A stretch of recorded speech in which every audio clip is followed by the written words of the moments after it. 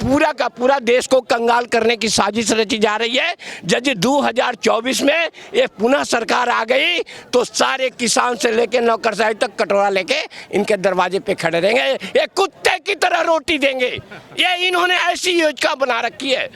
अभी भी उम्मीद है कि 2024 तक कटोरा, 2024 के बाद कटोरा तभी भी हाथ में है। अभी नहीं है, अभी नहीं, अभी तो थाली दंडन आया है, आवाज दिया है, कहा है कि देखो मैं आ रहा हूँ। 5 लाख रुपए चंदा दो किसी पार्टी को दे सकते हो आप? अरे यार 5 रुपये के लायक हम नहीं है। 5 लाख की तो बात बहुत दूर की बात है। चंदा देना तो बहुत दूर की बात है। चंदा लेना इनका धंधा, तो चंदा तो उन्हीं से लेंगे ना जिनके पास धंधा होगा। जितने कारपोरेट घराने पहले से ही इन्होंने राजनीति में हिस्सा रखा, राजनीतिक जितने भी सांसद हैं इन पर दबाव रहा और उन्हीं के पैसे से इलेक्शन लड़ते, और जिसका कोई खा ले उसके आगे तो आँख शुद्धि होती ना, ये उनके आगे बोल नहीं सकते, आम जनता पे जुर्म ढावेंगे। 1 साल इनका बचेगा, उसके बाद ईवीएम का खेल चालू होगा। तो थारिये में सीख जाओगे, कटोरा तक रुकोगे? अरे नहीं भैया, थाली गई, कटोरा गई, सारे चीज गई। अब ईवीएम की बारी आई है। 2023 से ईवीएम चलेगा और उसके बाद ईवीएम खत्म, हम आजाद। 1 लाख रुपए चंदा दे दोगे किसी राजनीतिक पार्टी को? अरे हम 1 रुपए नहीं देंगे, 1 लाख की बात कर तो रहे हैं। कहाँ से 60 हजार करोड़ रुपया ऑफिशियली 1 लाख करोड़ रुपए का चुनाव जब लड़ा जाता है तो बोलते क्यों नहीं उस वक्त में? अरे भाई हमारे टैक्स से ये वसूल के तो करते हैं। फिर आपको कुछ दे देगा लालच वाला, फिर आप लोग चले जाओगे। ए भैया, ऐसा कभी नहीं हो सकता है कि दे देगा और फिर हम हो जाएंगे। एक बार घुटना में लग जाएगी तो याद आता है। आज याद आ रहा है लोगों को। कुछ यहाँ डार्क में ही चलता है। अफसर मंत्री सेठ महाजन तीनों का एक ही वाला, कौन किसका साला कौन किसका बहनोई वाली बात है। कार्यपालिका, न्यायपालिका, विधायिका और लोकतंत्र के चौथे स्तंभ कहे जाने वाले मीडिया के पत्रकार, जब ये चारों मिलकर देश को गर्त में ढकेल दिया, निजीकरण के नाम पर देश की तमाम संस्थाओं को बेचा जाता है। अगर देश को कॉर्पोरेट ही चलाएगा तो फिर लोग प्रधानमंत्री क्यों चुनेंगे, मुख्यमंत्री क्यों चुनेंगे? फिर तो जो कॉर्पोरेट हाउस है उन्हीं के मालिक को प्रधानमंत्री, मुख्यमंत्री सब बना दिया जाए। काहे को इलेक्शन करवाना है? मेरे पाँव में चप्पल नहीं थी तो हमने वोट दिया उनको कि ये जाकर के मेरी न्याय करेंगे। वहाँ देखें तो टाई बूट सूटेड वाले मिल गए, और मिल गए तो देखा कि चीज कौन सा नगरी आ गया भैया। अब इस नगरी में वो मिल गए, फिर मेरी बात भूल गए। अब जब 5 वर्षों की बात आएगी तो फिर आएंगे मेरे दरवाजे पर। दोस्तों नमस्कार, खड़ा हूँ इस वक्त गाजीपुर बॉर्डर पे और उन किसानों के साथ खड़ा हूँ जिनको करीब करीब 4 महीना हो जाएंगे जो अपनी लड़ाई लड़ रहे हैं। क्यों लड़ रहे हैं, किस वजह से बैठे हुए, बातें पुरानी हो चुकी है, सब लोग जानते हैं। लेकिन आज का मुद्दा ये है कि जो राजनीतिक पार्टी जो चंदा लेती है बड़े बड़े कॉर्पोरेट हाउस से, और उस चंदे के एवज में कानून का धज्जियां उड़ा के उन कॉर्पोरेट हाउस को छूट दिया जाता है कि जिस तरह से मर्जी जनता का शोषण करें। जब तक इन पॉलिटिकल पार्टीज के राजनीतिक चंदों पे अंकुश नहीं लगेगा और इनके अंदर ट्रांसपेरेंसी यानी कि पारदर्शिता नहीं आएगी तो भारत के लोग यूं ही परेशान रहेंगे। जरा सोचिएगा इस बातों को। मैं पूछता हूं इन किसानों से कि हमारे आपके एक एक पैसे का हिसाब चाहिए, लेकिन राजनीतिक पार्टी के अकाउंट्स में हजारों करोड़ रुपए के अगर चंदे आते हैं, वो कहां से आते हैं, कौन देता है उसको, और बदले में उसको क्या दिया जाता है उस पार्टी के द्वारा जब सत्ता में आ जाता है? तो ये सवाल अहम बनता है। और ये सवाल ऐसा है कि जब से भारत आजाद हुआ, जब भी पॉलिटिकल फंडिंग को कानून के दायरे में लाने की बात चली, तब हर राजनीतिक पार्टी, एक की बात नहीं कर रहा हूं, जितने भी राजनीतिक पार्टी थे सब साथ मिलकर खड़े हो जाते हैं कि नहीं नहीं नहीं, ट्रांसपेरेंसी नहीं होना चाहिए। अगर सब एकजुट ना होते उस टाइम पे और एक पार्टी खुल के सामने आए और बोले कि राजनीतिक चंदा जो है वो आरटीआई के दायरे में हो, खुलेआम पता हो कि किस कॉर्पोरेट हाउस ने कितना चंदा दिया है, क्यों इस बात पे सब राजनीतिक पार्टियां सामने आए और बोले कि हाँ, जनता से जब हिसाब लिया जाता है 1-1, 2-2 रुपए के, तो राजनीतिक पार्टियां हजारों करोड़ रुपए के हिसाब क्यों नहीं दे सकती? इसलिए नहीं दे सकती कि एवज में उसी कॉर्पोरेट को देश बेचने की आज जो नौबत आ चुकी है, एक सबसे बड़ा वजह है कि ये जो देश बेचा जा रहा है उसके पीछे पॉलिटिकल फंडिंग की एक सबसे बड़ा वजह है। ये राजनीतिक चंदा लेके हजारों करोड़ रुपए का, और सत्ता में जब आते हैं तो उसी को ये अपना देश बेचने पर आमादा हो जाते हैं। क्या ये चंदा देश की जनता को पता नहीं चलना चाहिए कि कौन से पार्टी से, कौन सा कॉर्पोरेट हाउस है जो इनको चंदा देता है हजारों करोड़ रुपए का? वो कौन सा कॉर्पोरेट हाउस है? जब रैली में नेताजी जाते हैं तो फूल मारा और बड़ी बड़ी गाड़ियां उनके पीछे चलती है, वो कौन सी कॉर्पोरेट हाउस है जो इनको इतना चंदा देती है? क्या फ्री में देती है? देखिए भाई, उसी का परिणाम है जो आज किसान मजदूर पूरा भारत बर्बाद करके रख दिया है। चंदा लेते हैं पूंजीपति अडानी, अंबानी और टाटा, बिरला, ये तो अपना वोट चुनाव में पैसा धुआंधार फूंकते हैं। फिर उनको जो 1 करोड़ दे रहा है उसे तो 5 करोड़ कमाने के लिए चाहिए। वो कमाई कहाँ से होती है? वो हमसे होती है। उस कमाई के उसमें वो अंधे हो जाते हैं, तुम लूटे जाओ और हमें दे जाओ, हम राजा बने रहें। ये बात है, इसीलिए आज पूरा देश बर्बाद है और उन्होंने सड़कों पर खड़ा कर दिया है। 2019 के इलेक्शन में रिकॉर्ड टूट गया। 60,000 करोड़ रुपए खर्च किए जाते हैं ऑफिशियली। अनऑफिशियली कहा जाता है कि 1 लाख करोड़ रुपए का वो चुनाव था। क्या जहां पे 80 करोड़ से ज्यादा जनता 2 रोटी को मोहताज है, उस भारत में पैसों की लूट मस्ती है, पैसों की बिल्कुल नदियां बहाई जाती है इलेक्शन जीतने के लिए, लेकिन जब वो जीत के आ जाता है तो आप रोड पे आ जाते हो। क्या ये वजह नहीं है राजनीतिक चंदा? बिल्कुल यही वजह है। इसी कारण से किसान मजदूर परेशान है कि उसे पता ही नहीं लगता कि पैसा आ कहाँ से रहा है। बताया जाता है 1 रुपया, ले जाते हैं 100, लेकिन वो भी पता नहीं चल रहा कि कहां से आ रहा है। नहीं पता लगता। अब क्यों नहीं पता चल रहा कहां से आ रहा है? बता ही नहीं रहे ना, ये कॉर्पोरेट सारा तो सब भी पता नहीं चल रहा। अब तो लग रहा है सबको पता। और अडानी अंबानी साहब जब भी तो उसके जहाज में बैठ के प्रधानमंत्री आ रहे हैं, उन्हीं की भाषा बोल रहा है, किसान यहाँ पढ़ा इसीलिए तो पढ़ा किसान। सुन कौन रहा किसान की? इसीलिए सुनने कि उनसे आकाओ से जो पैसा लिया वे अपनी वसूली करने पर लगे हुए हैं। जब तक वे हानि करें तो नहीं करेंगे। किसान के तो मानते ही नहीं कुछ ये, लेकिन अभी इन्हें दिखाई देगा किसान भी कुछ है। एक बात बताओ, आप 70 लाख की लिमिट है। 2019 की रिपोर्ट कहती है कि जो 70 लाख की लिमिट था एक एमपी के सीट पे चुनाव लड़ने के लिए, रिपोर्ट कहती है कि 75 से 80 सीट ऐसे हैं जहां पे 35 से 40 करोड़ रुपए खर्च किए गए। तो इलेक्शन कमीशन ने किसी पे कार्रवाई करी? क्या उसकी जो जीत हुई थी उसको रद्द कर देता? ऐसा है, इनके जितने नेता हैं ना तो इनकी कमाई पे कोई अंकुश है, ना इन पे चंदा राजनीति के फंडे सारा उस पर कोई अंकुश है। और जो एक किसान, एक आम आदमी अपनी शादी के लिए, हमारे यहाँ एक लड़के के 10 लाख रुपए वहाँ थे बैंक में और उसने 3 लाख रुपए निकाल लिए तो उस पर इंक्वायरी आ गई और उसका खाता बंद कर दिया। लेकिन इनका ना कोई बंद कर सकता, क्यों? करने वाले भी यही हैं, बताने वाले भी यही हैं और कमाने वाले भी यही हैं। जितने कारपोरेट घराने पहले से ही इन्होंने राजनीति में हिस्सा रखा, राजनीतिक जितने भी सांसद हैं इन पर दबाव रहा और उन्हीं के पैसे से इलेक्शन लड़ते। और जिसका कोई खा ले उसके आगे तो आँख शुद्धि होती ना, ये उनके आगे बोल नहीं सकते, आम जनता पे जुल्म ढावेंगे। नेताजी को चंदा दो, नेताजी का चंदा में ना खाता ना बही, जो नेताजी कह दे वही सही, कोई देखने वाला नहीं है। आप एक मिनट, आप एक बात बताओ, आप लोग एक आम इंसान हो, किसान हो, यहाँ पे खड़े हो, क्या किसी राजनीतिक पार्टी को 5 लाख चंदा दे सकते हो? नहीं सर, नहीं सर। तो जो 100 करोड़ चंदा दे रहा है वो किस लिए दे रहा है? वो किसी अपने स्वार्थ फायदे के लिए तो सर दे रहा है। तो ये अभी 70 साल बाद अभी समझ में आ रही है, पहले आवाज उठना चाहिए था ना इस पे। जी सर। इनको तुम्हारे अगर 2 लाख रुपए तुम्हारे अकाउंट में आ जाए तो मोदी जी कहते थे कि नोटबंदी के टाइम में जांच होगा। इनके जो 2-2 हजार करोड़ रुपए आ जाते हैं उनका कोई माँ बाप कोई पूछने वाला नहीं है, कौन दिया ये भी पता नहीं है। पता नहीं होना चाहिए तुम्हें?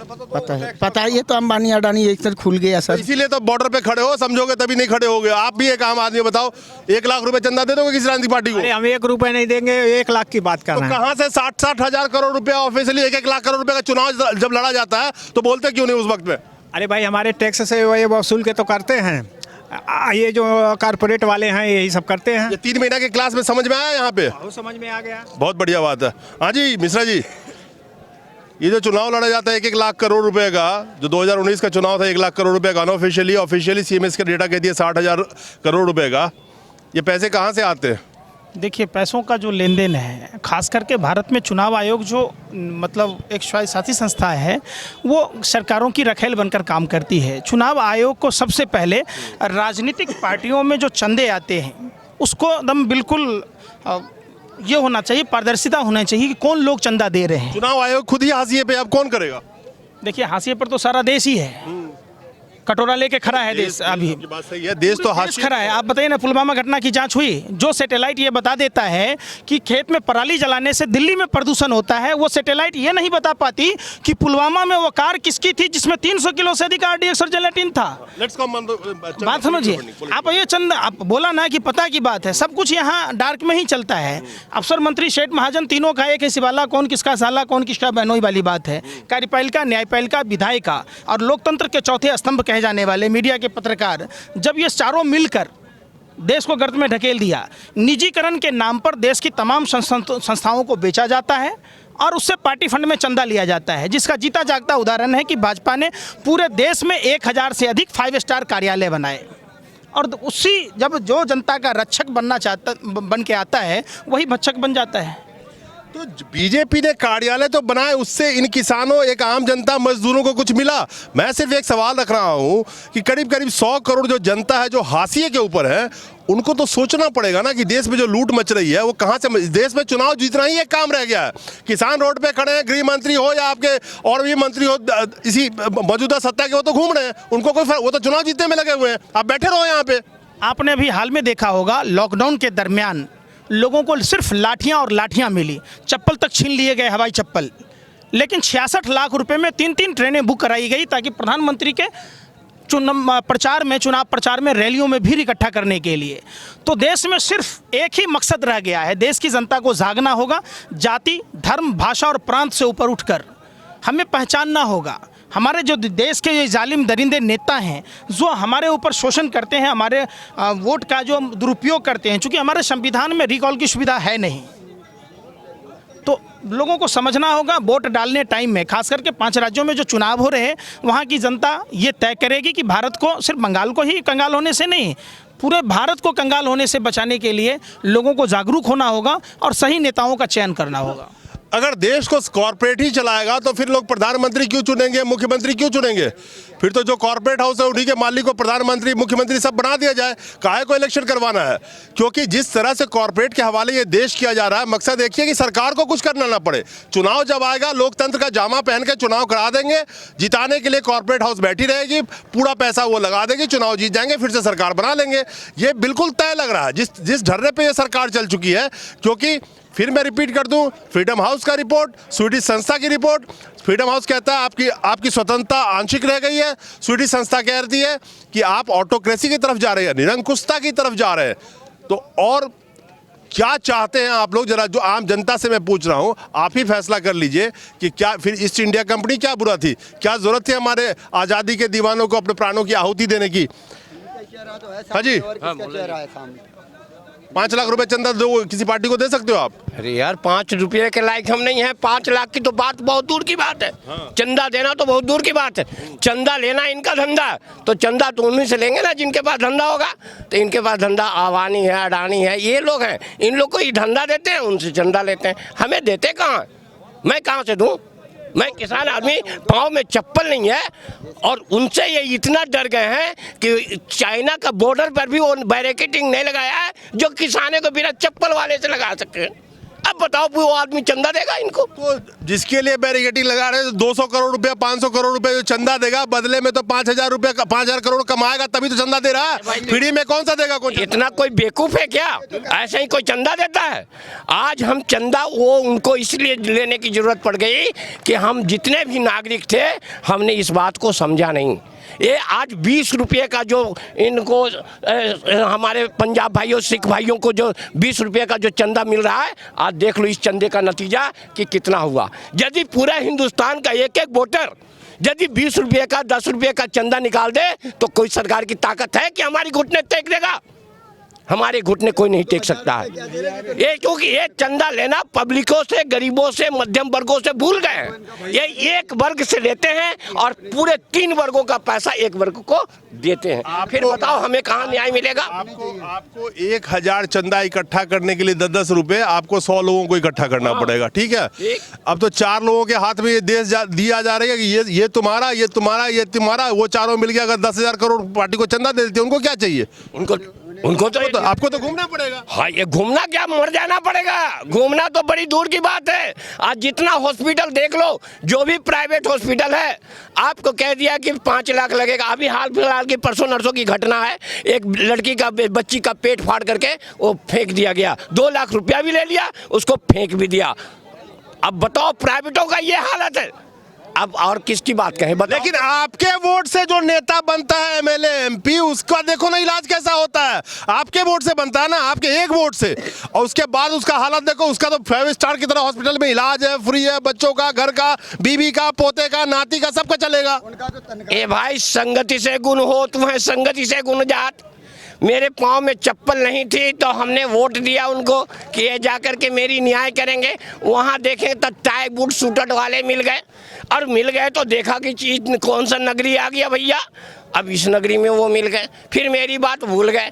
अब जब 5 वर्षों की बात आएगी तो फिर आएंगे मेरे दरवाजे पर। जैसे कि अभी देखो हरियाणा की सरकार में हुई, कितना बारा हुआ, कोई विधायक हिलना चाहिए था ना, और पूरे किसानों को कह करके गए थे, नहीं हिला ना, उस नगरी में चकाचौंध में दब गए।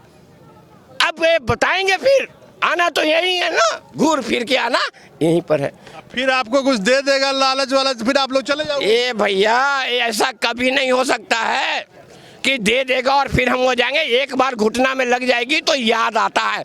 आज याद आ रहा है लोगों को कि एक कोरोना आया, जीएसटी आया, ये सबका पता चला दिया कि हिंदुस्तान की नगरी कैसी होती है और हमारे शासक कैसे हैं। तो ये पूरा का पूरा देश को कंगाल करने की साजिश रची जा रही है। यदि 2024 में ये पुनः सरकार आ गई तो सारे किसान से लेके नौकरशाही तक कटोरा लेके इनके दरवाजे पे खड़े रहेंगे, ये कुत्ते की तरह रोटी देंगे। ये इन्होंने ऐसी योजना बना रखी है।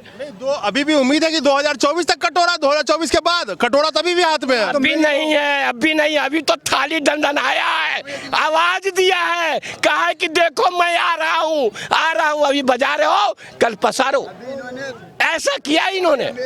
तो अभी देख लो, बंगाल की चुनाव हो रही है, बंगाल, यूपी, उसके बाद सारे लोग दिखा जाएगा, इनके डमरू बज जाएंगे, 1 साल इनका बचेगा, उसके बाद ईवीएम का खेल चालू होगा। तो थालिये में सीख जाओगे, कटोरा तक रुकोगे? अरे नहीं भैया, थाली गई, कटोरा गई, सारे चीज गई। अब ईवीएम की बारी आई है, 2023 से ईवीएम चलेगा और उसके बाद ईवीएम खत्म, हम आजाद।